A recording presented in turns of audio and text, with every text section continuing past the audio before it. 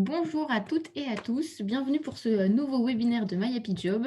Aujourd'hui, je suis ravie, on va parler de culture. Alors la culture, c'est quelque chose qui nous a manqué toute l'année. On était tous frustrés avec la fermeture des lieux culturels, des cinémas, des spectacles. Donc aujourd'hui, à quelques jours de la réouverture, on a trouvé que c'était important de parler de culture. Mais la culture, c'est pas que pour la vie perso, c'est aussi important de parler culture et culture G au travail. Et j'ai trois intervenants passionnés du sujet avec moi aujourd'hui. Donc les débats s'annoncent à mon avis, très riches. Donc, je voulais vous les présenter. Et puis après, on va partir pour à peu près une trentaine de minutes, 40 minutes d'échange entre nous, de table ronde. Et on prendra toutes vos questions, vos témoignages, vos bonnes pratiques. Donc, n'hésitez pas à participer par le chat. L'idée, c'est que ce soit vraiment le plus interactif possible. Et vous pouvez retrouver aussi, bien évidemment, ce webinaire après en replay. Donc, je vais vous commencer par me présenter. Donc, je suis Fabienne Brocaret, la fondatrice de My Happy Job. J'ai à mes côtés Marie Delmont. Bonjour Marie. Coucou, bonjour. Donc, tu es la cofondatrice et la dirigeante de MPI Conseil et tu es spécialiste qualité de vie au travail et médiatrice. Et on le verra, passionnée aussi de culture et avec beaucoup de références dans ton travail au quotidien. Donc, ça nous intéressera d'en savoir plus. Oui, Donc, en tout cas, super ravie d'être avec vous et puis, j'étais vraiment très, très agréablement surprise quand je t'ai proposé ce thème, que tu le concrétises si vite et c'est vrai que ça tombe super bien à quelques jours des réouvertures et ravie d'être avec, Grégoire et Amélie, sur mais ce c'est la, webinaire. la magie des webinaires et du à distance. Ça a des bons côtés pour organiser aussi les débats plus rapidement. Bonjour Amélie de Ronceret. Bonjour, bonjour à tous. Alors, C'est vous un plaisir travaillez dans oui. une start-up qui s'appelle Artips. Est-ce que vous pouvez nous présenter Artips en deux mots?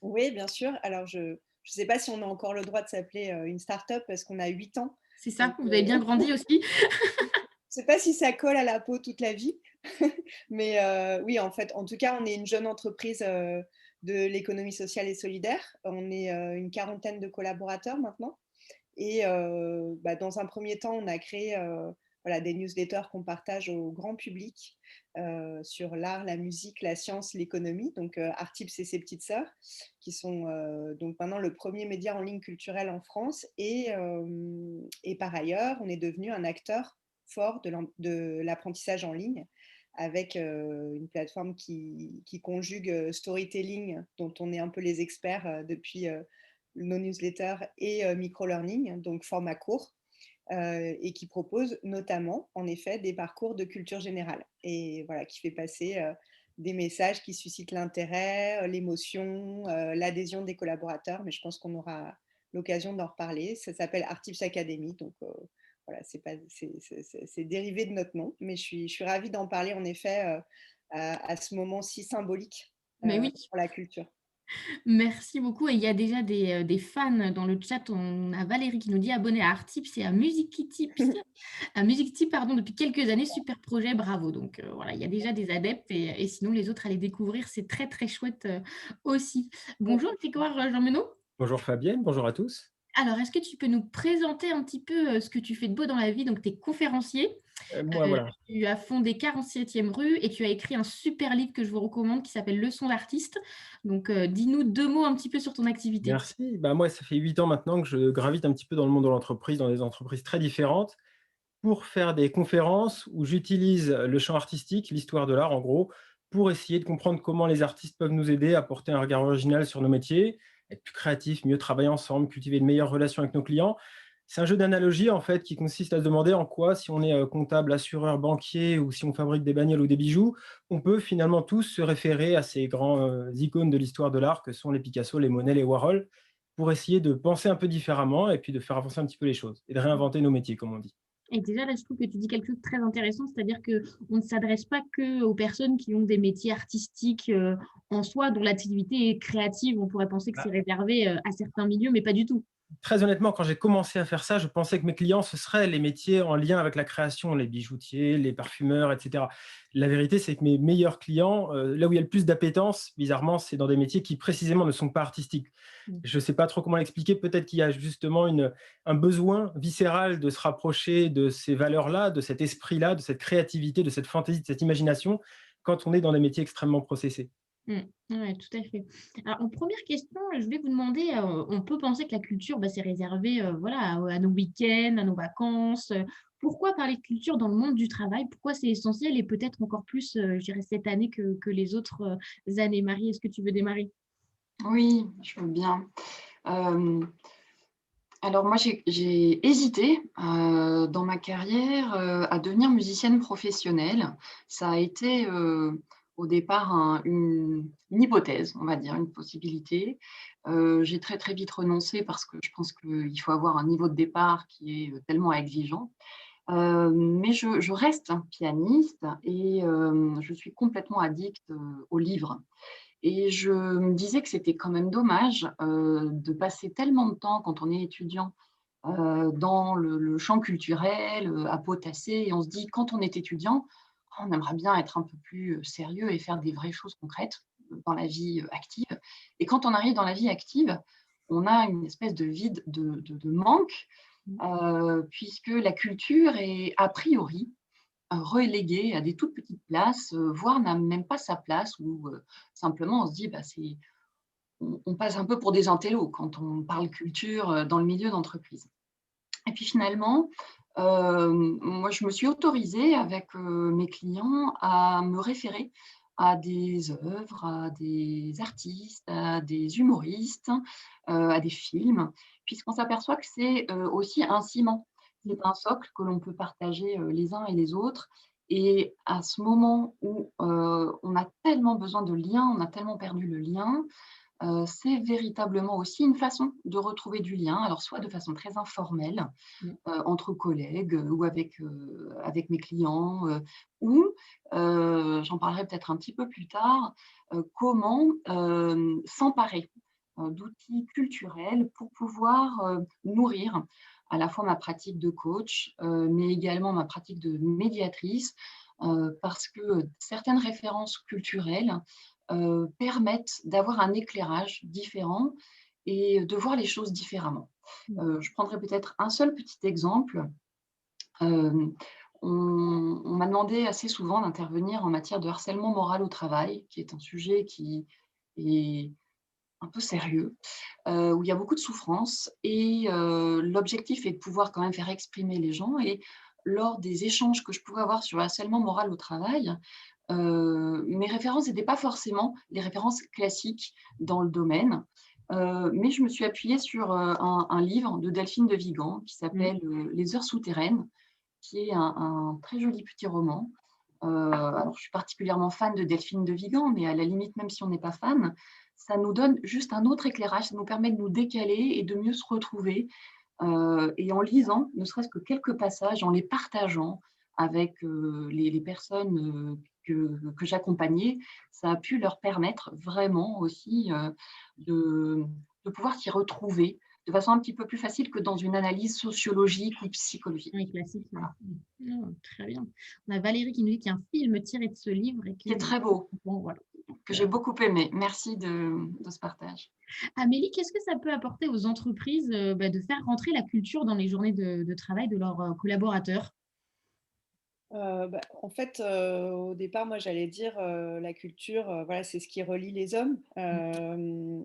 C'est ce qui nous différencie des robots. On avait écrit un petit article là-dessus à un moment chez Artips, à un moment où on est en train de robotiser beaucoup de tâches, dans le monde du travail, voilà, ça fait partie de l'humanité, quoi et moi, j'ai toujours, à cœur de dire que, à compétences égales, on préfère un collègue ou un membre de notre équipe, ou un manager avec qui, on a des échanges, autres, Mmh.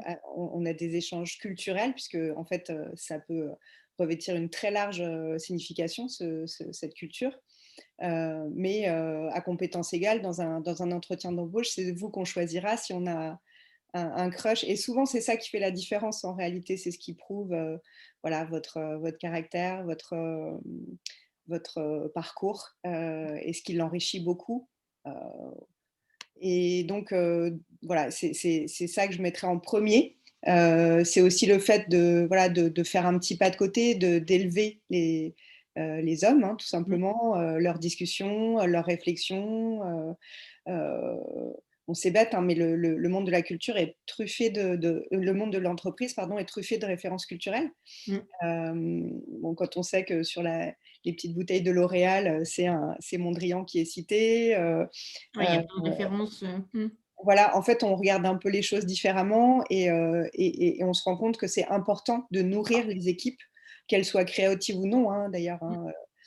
Ça les fait se rencontrer aussi, voilà, ça peut casser les silos, qui sont souvent assez forts en entreprise. Mmh Ça mh. peut créer d'autres liens, et puis, voilà, ça peut évidemment, permettre, d'élever un parcours, de faire, d'un manager un vrai leader, parce que là aussi, c'est ça qui fait la différence.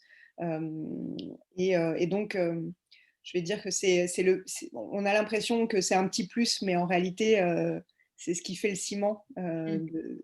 et c'est pas un hasard, si, voilà, on parle de ça en France, puisque en France, la culture est très importante, certainement beaucoup plus que dans d'autres pays, mais néanmoins, elle est souvent, traitée de façon assez élitiste. Mmh mh. Donc, je pense que pour faire entrer la culture en entreprise, il faut avoir un prisme un peu différent et mettre à l'aise les gens sur leur connaissance ou non de la chose.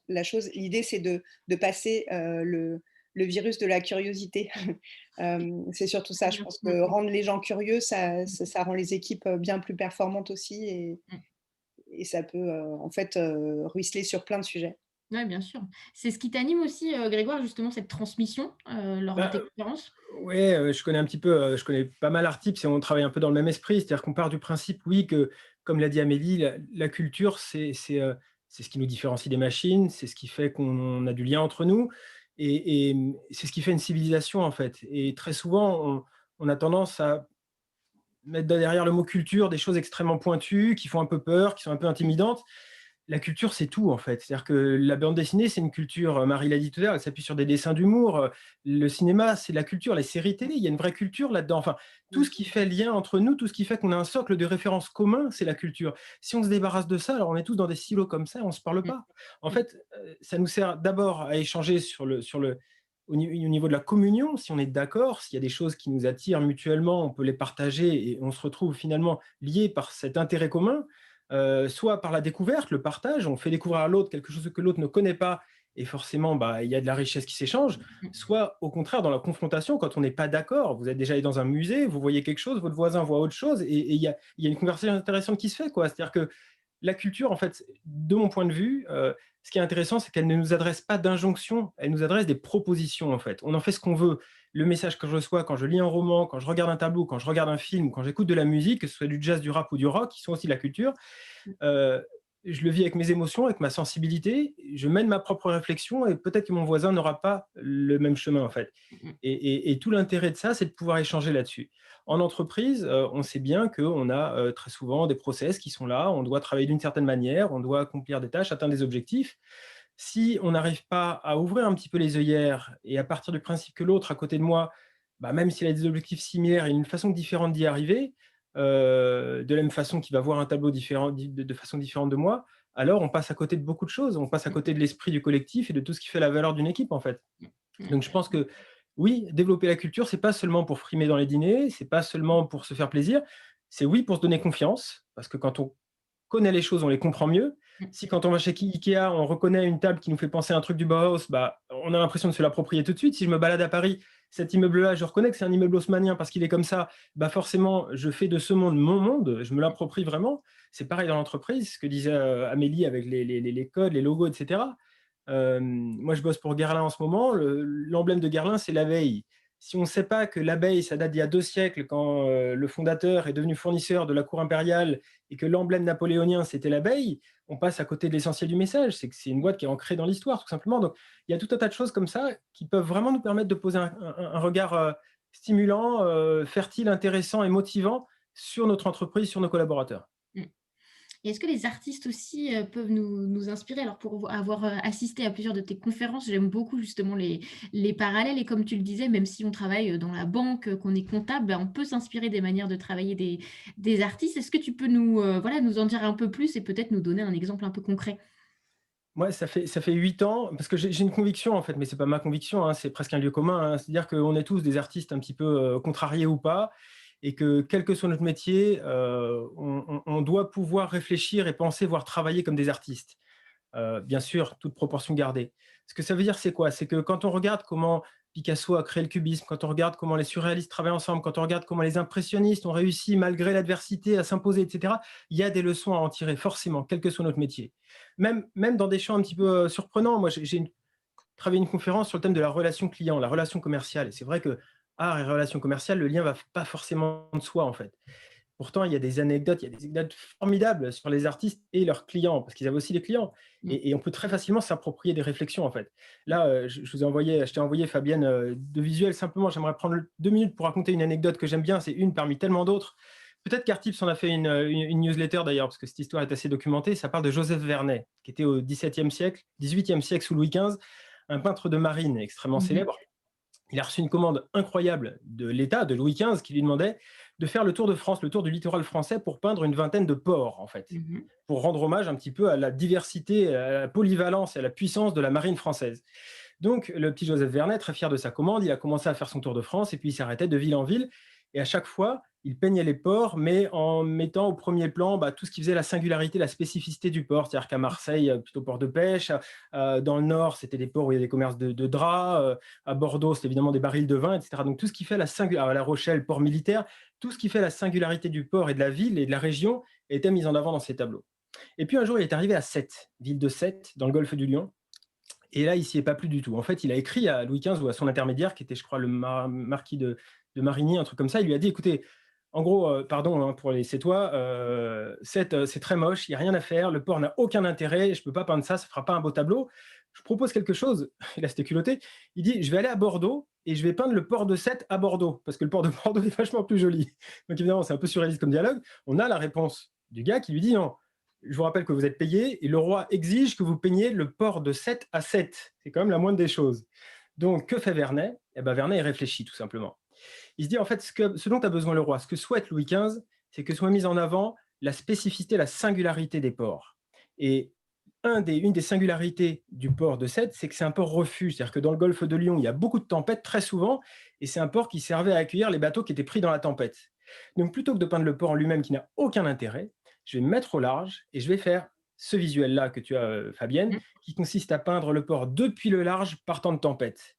Donc, en fait, ce qu'a fait Vernet de façon brillante, c'est qu'il a fait quelque chose de complètement contre-intuitif. Il est allé presque à l'inverse de la commande, puisque sa commande, c'était de peindre le port, mais simplement parce que ça permettait de répondre aux besoins de son client tout en étant, lui, satisfait de son travail. Donc, tout ce qui fait le travail collectif, tout ce qui fait la relation avec un client, c'est ça, c'est comprendre les intérêts, comprendre l'intention qu'il y a derrière la demande. Si j'ai un N+1, un supérieur, un chef de projet qui me demande un truc, je sais que c'est une mauvaise idée. Soit je vais au front avec lui en disant, écoute, c'est n'importe quoi ce que tu me dis de faire, ça ne marchera pas. Soit j'essaie de comprendre pourquoi c'est important pour lui et comment je peux concilier ça avec mon opinion à moi. C'est ce qu'on appelle l'empathie, tout simplement, c'est essayer de réfléchir, essayer de se mettre dans les pompes de l'autre pour voir ce dont il a besoin. Et cet exemple-là, encore une fois, parmi tant d'autres, nous permet, je crois, de façon assez concrète, simplement, et de façon assez imagée, d'acquérir des réflexes comme ça de travail collectif qui font que je vais essayer de comprendre ce que veut l'autre, ce dont il a besoin pour y répondre à ma manière, en respectant mes convictions et mes compétences. Ouais, faire un petit pas de côté aussi est intéressant. On y pensera du coup la prochaine fois qu'il y a une demande d'un supérieur en ce sens. Non, tout à fait. Quel est l'intérêt caché derrière la position, en fait, derrière le discours? Ouais, ouais. Amélie, on a un commentaire que j'aime bien qui nous parle par exemple du logo de Nike et qui nous dit être créatif, c'est avoir une très bonne culture générale. Alors c'est une transition parfaite parce qu'on allait justement parler de la culture générale. En quoi c'est important? Parce qu'on peut avoir l'image de la culture G, voilà, c'est le bachotage des concours, des études et puis voilà, une fois que tout ça on n'en a plus besoin, merci, au revoir. Mais pourquoi c'est aussi important de la cultiver tout au long de sa vie et peut-être pas que voilà, quand il y a des examens pendant les études? Parce qu'aujourd'hui, déjà, on n'est plus un individu qui rentre dans une entreprise et qui laisse derrière lui ses spécificités, sa vie, ses hobbies, etc. Enfin, maintenant, la frontière professionnelle, personnelle s'efface et donc, de fait, on est des individus à part entière et je pense que les entreprises l'ont bien pris en compte. Ils ne traitent plus forcément seulement les salariés comme des ressources productives, mais aussi comme des individus avec une famille, avec des amis, des passions, des hobbies, et celles-ci, comme on l'a dit plus tôt, peuvent être extrêmement fertiles pour l'entreprise elle-même. Comme effectivement, hein, la culture générale, pour nous chez Artips, c'est une vertu sur plein de sujets. Alors, comme on le dit aujourd'hui, c'est un vrai plus de la qualité de vie au travail et voilà, du bien-être. Hein. Parfois, on offre un abonnement au yoga, Ouais, on fait des salle de courses sport. d'entreprise, du running en entreprise. Voilà, on offre, je ne sais pas, la possibilité d'aller se ressourcer à la campagne ou en famille, dans des villages de vacances ou je ne sais quoi qui appartiennent à l'entreprise. Eh ben, oui, il y a les paniers de fruits aussi dans les startups, mais en fait, l'évasion, et on l'a vu notamment dans la période actuelle, hein, l'évasion, l'inspiration, le fait de repousser les murs quand même si on était enfermés chez nous, ça fait partie aussi de la qualité de vie. Voilà, donc c'est pour ça que nous, pendant le premier confinement, par exemple, on a offert à toutes les entreprises qui le souhaitaient, qui le demandaient, gracieusement, notre plateforme de culture générale qu'on déploie auprès de nos clients voilà, classiques, Ouais. qui sont, bon, pour les citer, Swiss Life, Hermès, Médiamétrie, voilà, Richemont, de Richebourg, enfin, il y en a beaucoup, beaucoup. Crédit municipal et puis Pôle emploi, évidemment, hein, parce que pour le coup, euh, pour rajouter une vertu de la culture générale, c'est que ça améliore l'employabilité, pour Bien sûr. employer un mot un peu barbare. Mais oui, c'est aussi pour ça que Pôle emploi fait appel à la plateforme de culture générale pour que les demandeurs d'emploi puissent aussi muscler cet aspect-là en entretien. Donc oui, pour un salarié et pour un non-salarié ou un salarié en devenir, c'est Oui. très important de bosser autre chose que son domaine d'expertise, que son domaine de sa zone de confort, enfin, enfin voilà, et encore une fois, ça valorisera d'autant plus sa candidature s'il y a d'autres choses qui viennent en plus. Donc pour finir cette histoire de confinement, en effet, on a ouvert à peu près 130 plateformes de culture générale à des entreprises qui le souhaitaient, et en fait, leur motivation était extrêmement diverse, en effet. C'était des questions de tenir compagnie aux salariés qui étaient au chômage partiel ou imposé, hein, et pouvoir leur donner d'autres sources d'activité avec leurs enfants, sans leurs enfants. Voilà. Mais c'était aussi un outil de développement des compétences, hein, puisqu'il y a plein de collaborateurs qui sont en contact avec le public, qui sont en contact avec les clients. Et percevoir les références, c'est extrêmement important. J'ai eu le souvenir d'un rendez-vous qu'on avait fait avec Rothschild et voilà, qui nous disait que finalement, c'était quand on sortait du domaine d'expertise de leurs experts qui le sont énormément, que tout d'un coup, le confort s'amenuisait et tout d'un coup, c'était beaucoup plus périlleux voilà, de s'entraîner dans comme on dit, un small talk avec le client Oui, sur des sujets d'exposition, de sport, parce que c'est très impressionnant quand on ne maîtrise pas les codes. Voilà. Et ça fait partie des raisons pour lesquelles on a créé cette plateforme et on l'a déployée.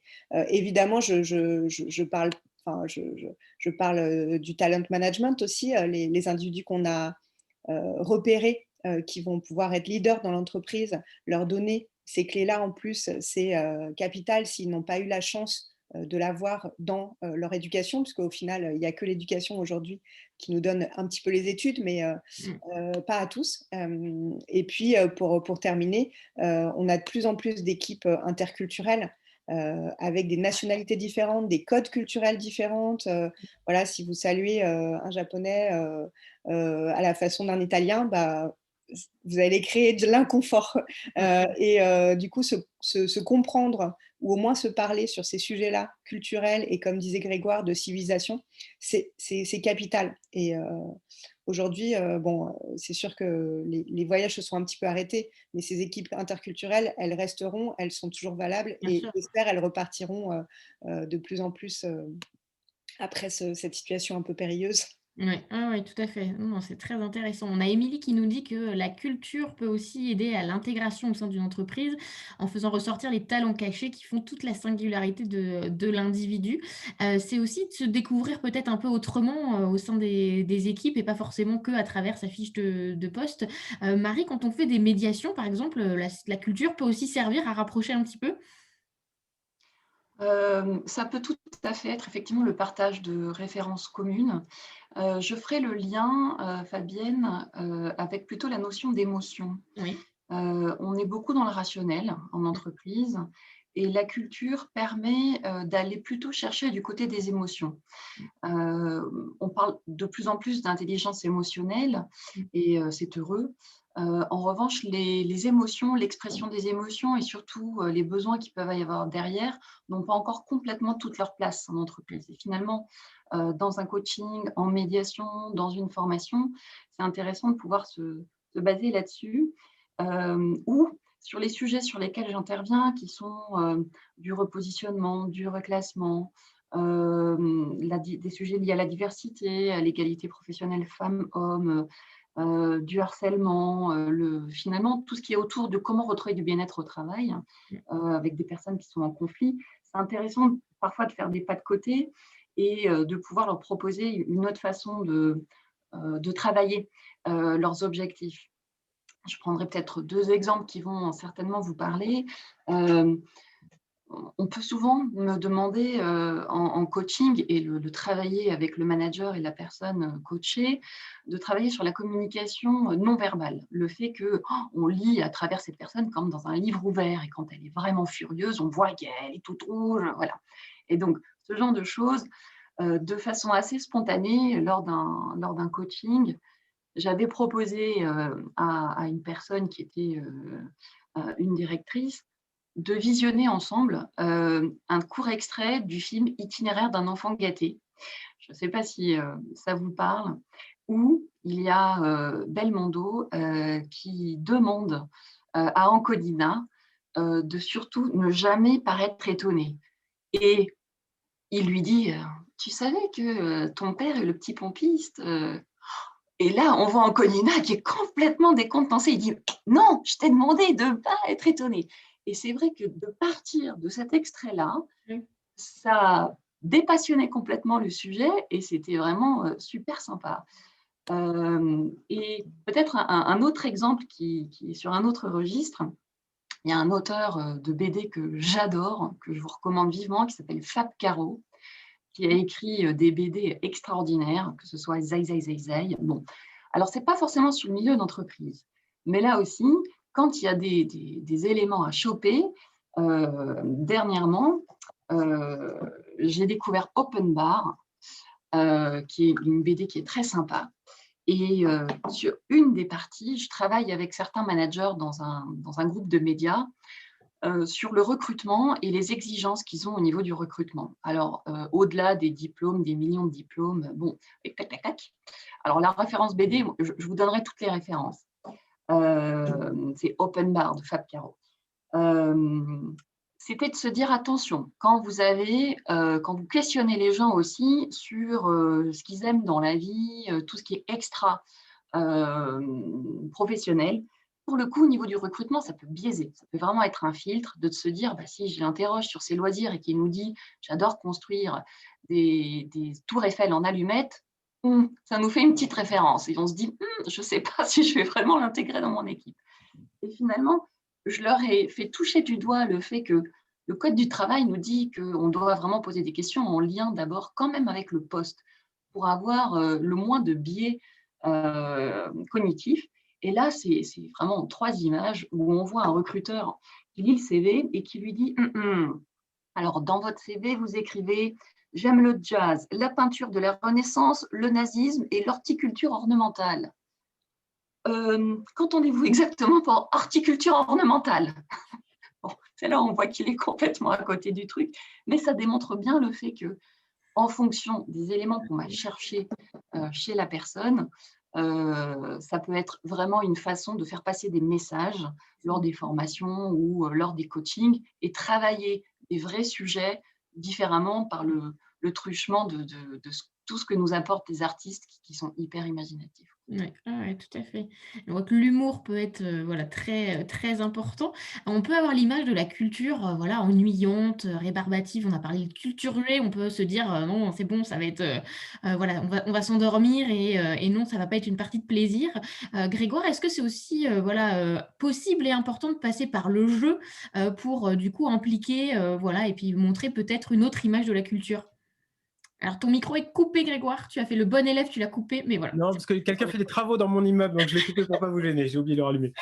Euh, Max Jacob, pas Marc Jacob, Max Jacob, le poète copain de Picasso et tout, disait que l'art est un jeu, tant pis pour ceux qui s'en font un devoir. Et je trouve que tout est dit en fait. C'est-à-dire qu'il parlait de l'art, on pourrait élargir la culture. La culture peut être joyeuse, la culture doit être joyeuse, sauf quand on parle de choses extrêmement tragiques, bien sûr, mais d'une manière générale, c'est pas dévoyer la culture, c'est pas la rabaisser, c'est pas la trahir que d'en parler avec le sourire. Et le jeu, pour ça, est un très bon levier d'apprentissage aussi, hein. Les enfants apprennent en jouant, il n'y a pas de raison pour que ça change avec nous. On n'apprend jamais aussi bien que quand on manipule de l'information, des données, parce qu'on joue avec, tout Mmh simplement. mh. Et la culture se prête très bien à ça. Donc, ça peut prendre plein de formes, hein, des quiz. Je sais qu'Amélie, avec Artips, joue beaucoup aussi sur cette dimension ludique de la culture. Moi, il y a une équipe, une boîte formidable qui s'appelle Blue Submarine, comme il y a Blue Submarine des Beatles, mais en bleu, qui proposent des modules 100% digitaux, qui sont des modules ludiques, individuels ou collectifs, où au fil de ces jeux, en fait, on apprend des histoires de culture générale sur les Beatles, sur Eisenhower pendant le débarquement, sur des peintres impressionnistes, par exemple, sur Ivan Lendl, champion de tennis, que les plus de 40 ans comme moi connaissent un petit peu. Donc, comment tous ces gens-là, ouais, Marie fait oui, Même, et juste en dessous, on connaît aussi, ça va. et chacune de ces histoires, en fait, débouche sur un conseil, sur une idée, sur une réflexion qui a du sens dans le monde du métier. Donc, l'idée, c'est on joue sur les deux tableaux, l'histoire, la culture et le jeu, pour arriver à ce qui nous intéresse, en fait, à la finalité, c'est-à-dire qu'est-ce que j'en fais moi dans mon métier, qu'est-ce que ça signifie pour moi. C'est ce que je fais modestement dans mes conférences, faire du storytelling pour après essayer de traduire ça en langage professionnel. C'est ce que font Artips avec à la fois leur newsletter et leur module de formation, parce qu'il s'agit toujours de ça, hein, c'est essayer de désacraliser le truc, de démystifier le truc, d'y aller avec légèreté, aussi avec le sourire. C'est pas grave, on n'est pas là non plus pour passer un examen à la fin de l'année, on est là simplement pour s'alimenter, pour se nourrir. Et puis en plus, c'est Amélie, je crois qu'il a dit tout à l'heure, le plus important en fait, c'est pas tellement la culture, le plus important c'est la curiosité, parce que la curiosité c'est la culture en devenir. L'enjeu c'est pas tellement de faire savoir, l'enjeu c'est de donner envie de savoir. À partir du moment où on arrive à déclencher ça chez nos collaborateurs, chez nos collègues, ou en tant que parents chez nos enfants, ou chez nos propres parents, ou chez nos amis, c'est le meilleur service qu'on peut se rendre en fait. C'est ayez envie de vous enrichir parce que tout passe par ça. Et on n'est pas là pour être les enseignants les uns des autres. On est là simplement pour réveiller chez l'autre quelque chose qui va peut-être lui permettre après de voir les choses et de grandir lui-même. Moi, je n'ai pas la prétention en 1 heure de conférence de changer la vie de qui que ce soit. En revanche, si je peux planter une petite graine et que les gens vont arroser après derrière en disant ça a quand même du sens, je vais peut-être aller traîner dans un musée pour voir ce que ça donne, je vais peut-être lire tel bouquin qui m'a jamais fait envie parce qu'on m'a dit que c'était bien, là c'est gagné quoi. Ouais et tu as su, rebondir parce que du coup ton activité de conférencier, voilà, c'est, un peu arrêté net en présentiel en tout cas, l'année dernière et tu t'es décidé de te lancer dans une nouvelle aventure. Est-ce que tu peux nous en dire un petit peu plus sur, comme on parlait du jeu, du coup c'est un escape game qui est aussi lié à la culture? L'idée c'est ça en fait, l'idée c'est d'avoir un environnement en 3 dimensions dans lequel on va, se déplacer un petit peu, débloquer des énigmes, une sorte de jeu de piste comme ça et qui va nous permettre d'apprendre des choses. Et en fait on titille un petit peu la curiosité des gens. Vous savez, c'est une théorie assez intéressante dans l'art du storytelling. C'est commencer à raconter une histoire, faire planer un suspense et faire en sorte que les gens, ils vont pas, voilà, ils auront trop envie de connaître la fin de l'histoire, donc ils vont chercher, ils vont réfléchir ensemble. Et puis, bah, pendant qu'on fait ça, on joue, on s'amuse, et puis bah, on ancre des messages forts, quoi. Donc encore une fois, c'est utiliser la dynamique du jeu et toute l'énergie qu'on est capable de déployer dans un jeu, non plus simplement pour s'amuser, mais aussi pour grandir et pour apprendre. Ouais. Très bien. Est-ce que chacun vous auriez des bonnes pratiques d'entreprise à nous, partager? On a parlé, voilà, comment faire rentrer la culture dans le monde de l'entreprise, des conférences, Artip, c'est une plateforme, du coup, digitale. On peut faire des références, lors de formations. Est-ce que vous auriez d'autres exemples de choses, chouettes que vous auriez pu voir en entreprise? Nous déjà, dans le cadre de cette plateforme Artips Academy, on voit plein de pratiques, extrêmement vertueuses, de nos clients, Mmh. hem, qui vont, justement, thématiser un peu, des mois, par exemple. Enfin, Oui. sur la plateforme de culture générale, on a, 2 parcours sur le cinéma qui sont, d'ailleurs, des parcours stars que les salariés adorent. Je crois que ça fait partie des parcours les plus choisis. L'histoire du cinéma et puis, les films, enfin les grands réalisateurs des 20 dernières années. Oui. Et du coup, par exemple, bon, à l'époque où nous avions un festival de Cannes ou des grands événements, autour du cinéma, les entreprises, notamment je pense à la fondation Swiss Life ou à Médiamétrie, avaient, thématisé ce mois et c'était le mois où les salariés, faisaient, des petits happenings sur le cinéma et parcouraient les parcours de la plateforme, faisaient des quiz ensemble parce qu'en effet, comme disait Grégoire, il y a pas mal de quiz sur la plateforme et ça fait, plusieurs dizaines de milliers de quiz qui sont faits, chaque mois par les salariés, voilà, de chez nos clients. Hem, la bonne pratique aussi que j'aime citer, voilà, c'est celle de notre client, avec qui on a construit la plateforme, qui s'appelle chez eux Culturiosité, donc chez Hermès, qui, en fait nous demande de rajouter une couche éditoriale, sur les parcours et en fonction des mois, il y D'accord. a un thème du mois et donc on va chercher, alors là pour le coup plutôt pour des, comme des curateurs des créateurs de contenu, qu'on est sur le reste, on va chercher voilà, 4-5 petites choses qui vont les éveiller, qui vont éveiller leur curiosité sur le mois, sur un sujet voilà, tout à fait aléatoire, hein. Ça peut être le Japon, ça peut être la gastronomie en effet, ça peut être le vivre ensemble, la créativité, etc. Et on va évidemment chercher des références culturelles. Voilà, comment les Beatles sont devenus un génie créatif à 4 et Mmh. comment est-ce qu'on fait ça? Comment est-ce que l'intelligence collective peut nous permettre de faire ça? Enfin, voilà, faire un petit pas de côté par rapport au quotidien, en effet, un peu lourd de l'entreprise et se dire que ça nous sert dans tous nos sujets.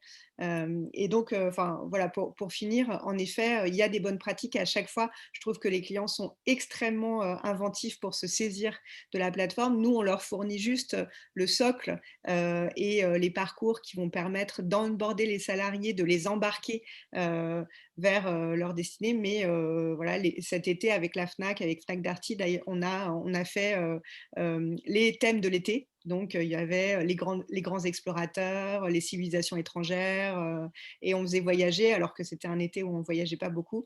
Donc, au final, il faut surtout se saisir de sujets et les faire coller en fait à son Oui. identité, à son actualité. Et c'est là où il y a le petit plus qui prend, quoi. Ouais, ouais, ouais. On a Tiffaine qui nous parle aussi, de mettre des tableaux, du coup, d'artothèque dans les locaux. En effet, ça se fait de plus en plus et c'est chouette, quand on pourra aussi pour les salariés revenir au bureau. C'est bien d'avoir de l'art aussi dans les locaux. Marie, est-ce que tu aurais une bonne pratique ou Grégoire, je ne sais pas lequel des 2 veut se lancer? Je vois que Marie, l'image est un peu figée, donc la connexion doit être un peu, en attente. Donc Grégoire, si tu veux y aller? Bah, faire venir la culture dans les bureaux, c'est finalement le moyen le plus efficace, durablement, d'habituer et d'imprégner les gens de cet esprit-là. Donc, il y a plein de moyens. D'abord, il y a les conférences, je dis pas ça pour moi, il y a Mmh. plein d'autres conférenciers qui font ça super bien, y compris chez Artis d'ailleurs. Il y a des moyens un peu plus originaux, un peu plus audacieux et ambitieux peut-être sur la forme, qui consistent à faire des œuvres d'art dans les bureaux. Il y a un artiste qui s'appelle Marc Dano, je mettrai évidemment les coordonnées, qui lui propose carrément aux collaborateurs de s'y coller, sauf qu'il supervise le travail évidemment. Et moi, quand il m'a dit ça, j'ai dit, oh là, t'es sûr vraiment des gens dont c'est pas le métier qui vont faire des œuvres d'art dans les bureaux, c'est peut-être un peu. Et en fait, non, c'est fantastique ce qu'ils font, c'est vraiment très spectaculaire. Je pense à Artis Studio qui font venir, ils sont basés à Lyon, je crois, ils font venir des artistes dans les locaux pour faire une fresque sur un mur choisi. Alors, la fresque est définie avec les clients, bien sûr, mais pour que l'art soit là au quotidien, dans la vie des gens, tout simplement des collaborateurs. Il y a, on l'a dit, des boîtes qui, qui proposent d'installer des écrans HD 4K bien soignés pour faire passer des œuvres d'art. Je pense à Artify, je crois, ils ont une techno qui est vachement au point pour ça, avec des panels, avec des trucs interactifs et des possibilités d'organiser des débats autour des tableaux qui sont Mmh. exposés. Donc, il y a plein de moyens en fait, de faire vivre la culture. Je parle d'art, mais bien sûr, il y a la culture aussi au sens plus large, on l'a dit, au sein des entreprises et de faire en sorte que ce ne soit pas à côté, mais dans le quotidien des gens. Et je pense que c'est comme ça, jour après jour, au bout d'un an, ou quand on vient au bureau, on a de l'art, on a des œuvres, on a la Mmh. possibilité de créer aussi. ça finit par devenir naturel, quoi, alors que ça l'est pas au début. Ah oui. Marie? Ouais, je pourrais peut-être citer 2 exemples également. Alors le 1er, c'est, dans une des filiales du groupe Engie, quand ils voulaient travailler sur, la féminisation des métiers qui sont plutôt culturellement, masculins, ce qu'on a pu leur suggérer, c'est de pouvoir, rendre visibles, leurs salariés, femmes qui occupent ce type de métier, et on a fait intervenir, une photographe qui, travaille pas mal pour Paris Match, une jeune femme qui s'appelle Claire Dalfino et qui fait de très, très belles photos. Et l'objectif était de pouvoir, photographier, la salariée, dans son contexte professionnel et de la photographier dans un contexte personnel. Et ce qui était assez incroyable, c'est que souvent, on pensait que c'était une personne différente. À quel point on peut effectivement se transformer Oui. dans son quotidien professionnel. Et on avait rédigé les petits textes pour voir finalement que une femme qui était soudeuse, mécanicienne, qui intervenait dans le nucléaire sur des chantiers, qui était centraliste, bon, c'était intéressant. Le deuxième exemple que je citerai, c'est pour un gros bureau d'études qui a construit des barrages hydrauliques et un peu partout dans le monde. Il souhaitait s'emparer du sujet de la santé au travail et des situations de handicap chez eux d'une façon peut-être qui concerne tout le monde. Et je leur ai suggéré de faire intervenir Claire Marin, qui est une philosophe que j'aime beaucoup, qui a écrit un livre qui s'appelle Rupture et qui permet, je pense aujourd'hui, vraiment ça fait écho, puisqu'on a été face à beaucoup de ruptures. Oui.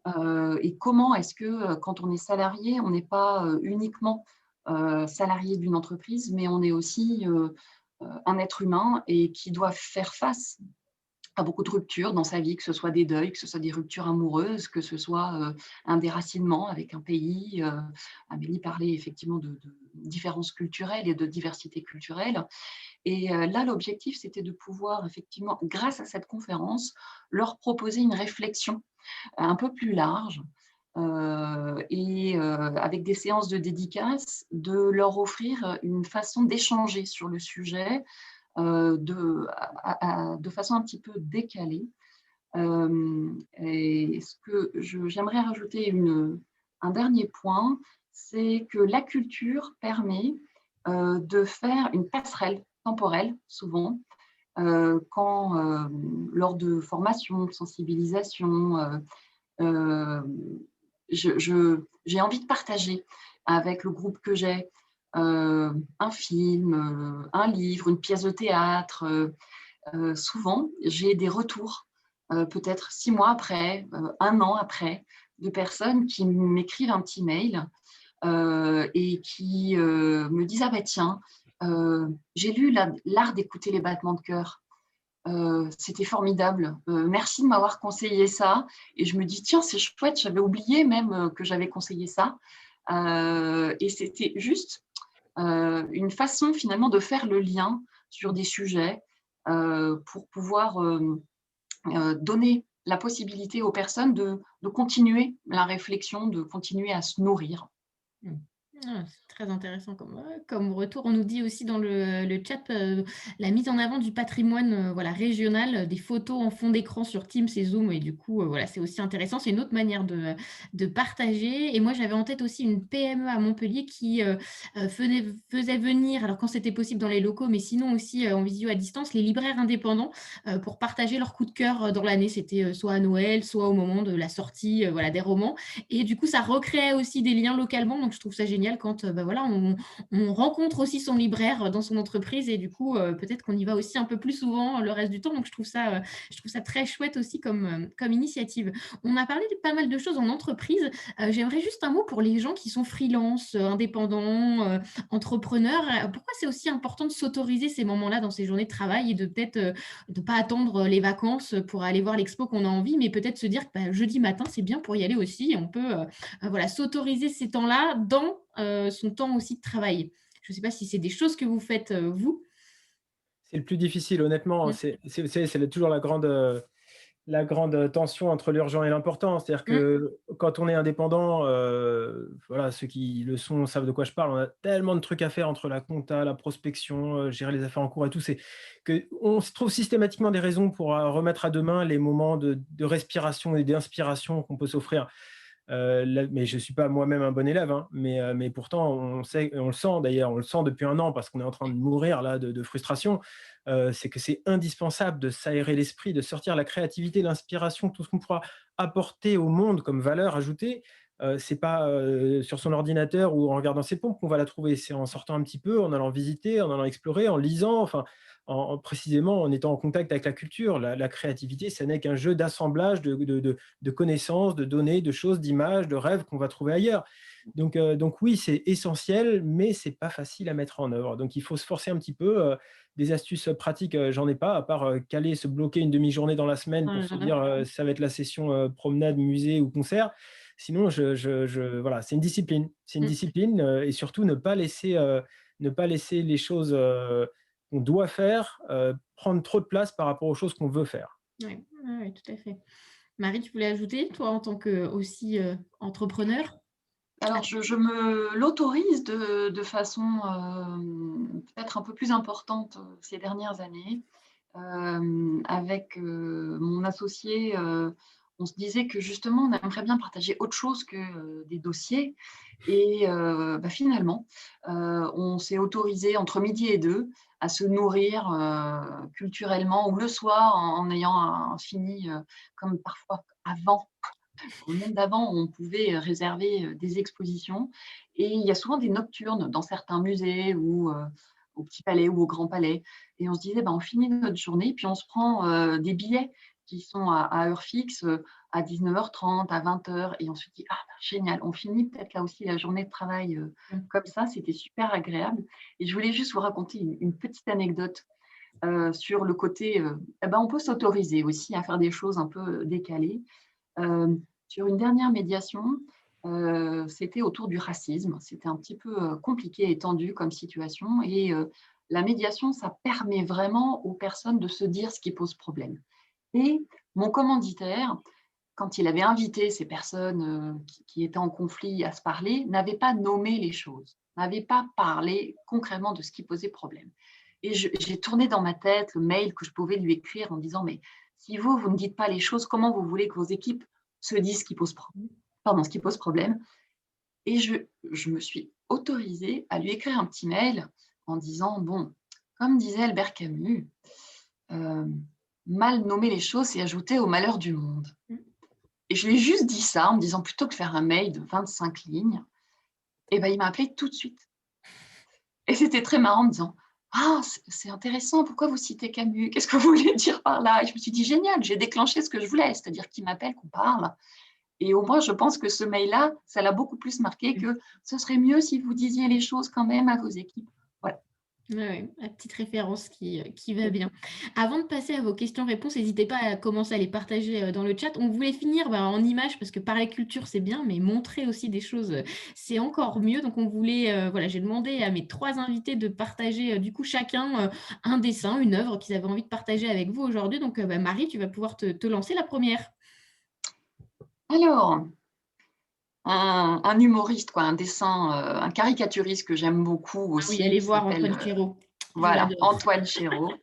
Je travaillais avec un cadre dirigeant sur ses objectifs, sur l'entretien annuel. C'était quelque chose qui était très, très lourd pour lui. Et donc, je lui ai envoyé ce petit dessin. Et ça lui a fait un bien fou parce qu'il s'est vraiment retrouvé dans, bon, en fait, ne pas déjà devenir complètement dingue. Ce serait pas mal. Voilà, c'était juste pour une petite note d'humour. J'aime beaucoup la fiche d'Apocalypse Now derrière. Oui, c'est ça, la petite référence. C'est toujours les petits détails qui sont exceptionnels. C'est parfait. Très bien. Et allez voir, Antoine Chéreau est très présent sur Facebook, sur Instagram, sur LinkedIn, et il fait beaucoup de dessins liés au monde du travail. Donc, vraiment, il y a des albums sur le sexisme, sur le bonheur au travail. Enfin, vraiment, c'est un régal. Donc, allez-y et allez voir voilà, ce qu'il fait. C'est vraiment très, très chouette. Amélie, c'est à ton tour. Et oui, c'est à mon tour. Alors, j'ai partagé celle-ci déjà parce que je voulais dire que la culture, ça fait longtemps qu'on la partage, hein. Voilà, c'est une grotte préhistorique. Elle se situe en Argentine, en Patagonie. Elle s'appelle la Cueva de las Manos, donc, comme elle porte bien son nom, des mains. Et donc déjà, se dire que l'art, ça fait bien longtemps que c'est le plus beau chemin d'un homme à l'autre, et de partage des émotions, et aussi parce que justement on avait raconté cette anecdote dans la newsletter Art Tips. En fait, en voyant ce genre de photos, il y a un chercheur qui s'appelle Dean Snow, qui a réfléchi et lisait des informations sur l'indice de Manning. Donc l'indice de Manning, ça dit que l'annulaire chez les femmes est plus court que chez les hommes.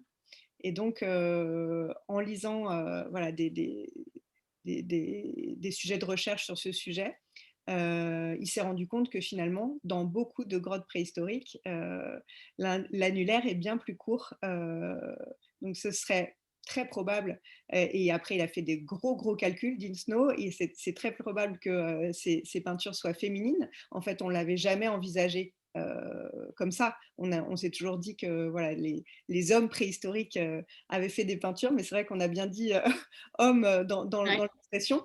Et donc, en effet, après tous ces calculs, il s'avérait que 75% des fresques préhistoriques seraient faites par des femmes.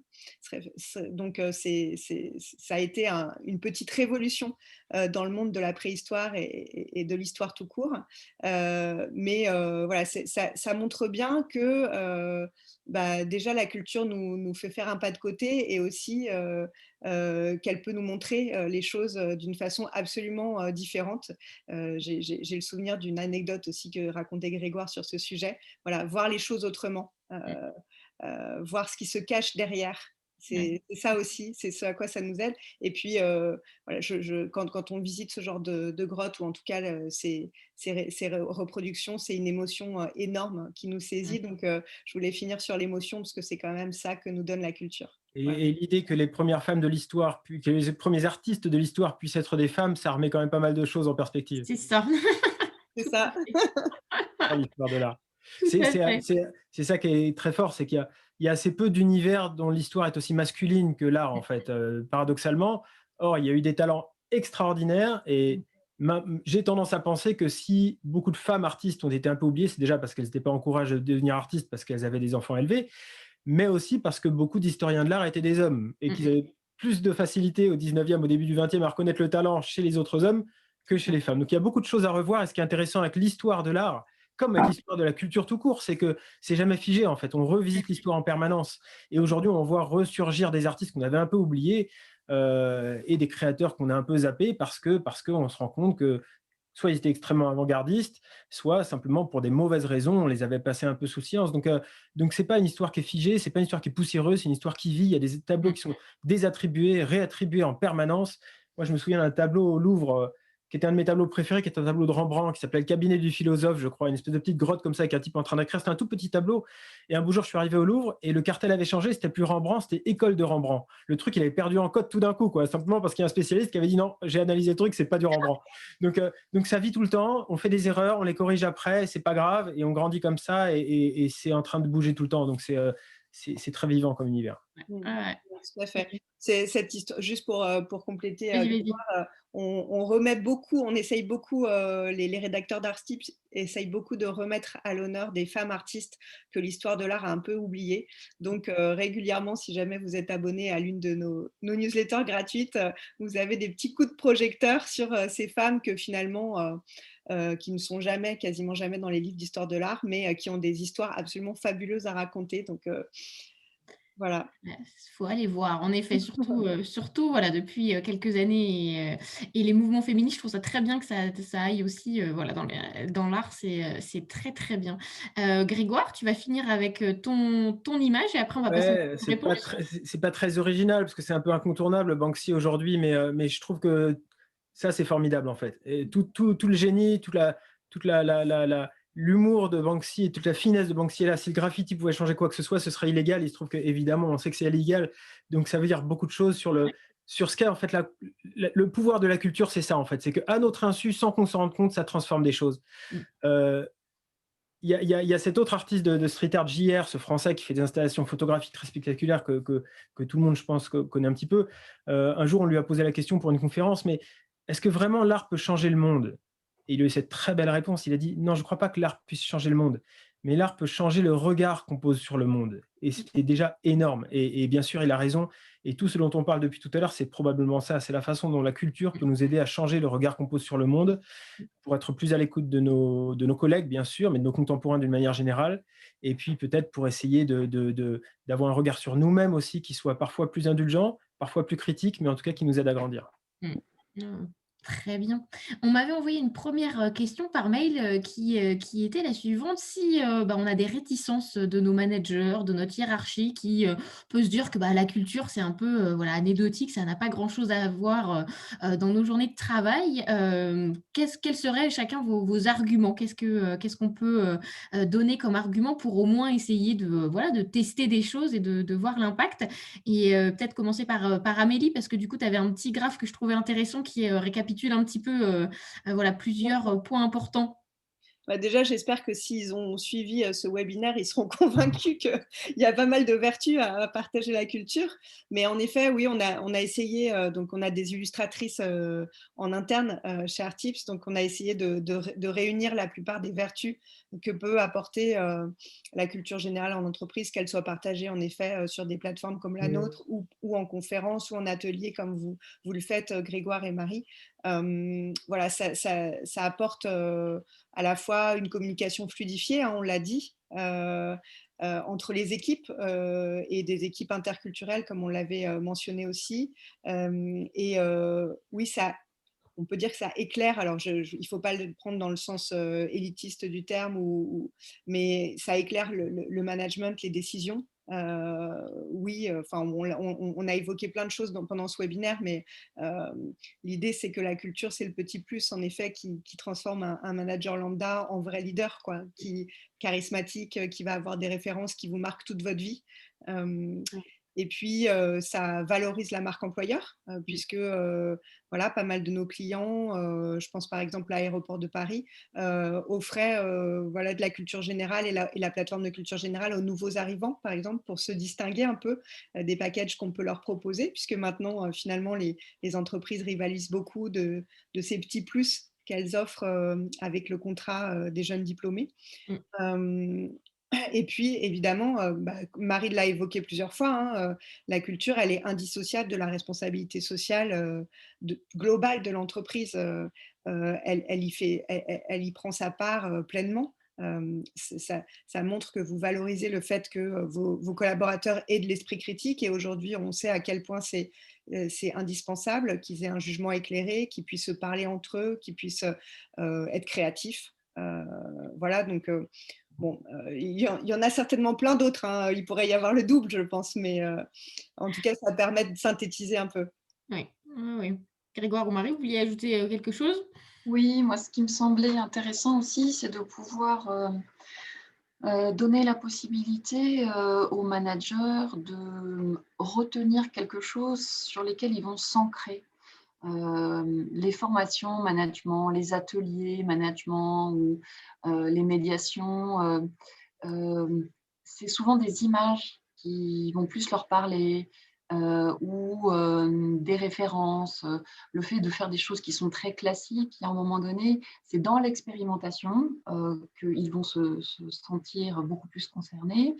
Ou parfois, j'ai été assez surprise du fait que quand on parlait de médiation, j'avais lu un petit extrait d'un livre d'Alexandre Tarot, qui est un pianiste internationalement reconnu, et qui a écrit un livre qui s'appelle « Montrez-moi vos mains ». Et il parle, et le parallèle était intéressant, des invisibles, et notamment des accordeurs, puisque celui qui est dans la lumière, c'est le pianiste, c'est donc le concertiste. Mais il est indissociable des accordeurs. Et il dit à quel point un pianiste sans son accordeur n'existe pas, parce que c'est lui qui va faire tous les bons réglages. Et il écrit de façon extrêmement jolie que accorder, c'est resserrer les liens. Et je me suis dit que c'était exactement ça, en fait, une médiation. C'était s'accorder, arriver à s'accorder et à resserrer, à recréer des liens. Et en leur prenant juste cette image, c'est ça qui leur est resté. Alors, je ne sais pas pourquoi. Et peut-être pour faire un lien aussi avec la notion de feedback positif, de reconnaissance dont les salariés ont tant besoin, dont nous avons tous besoin pour être reconnus dans ce que nous faisons.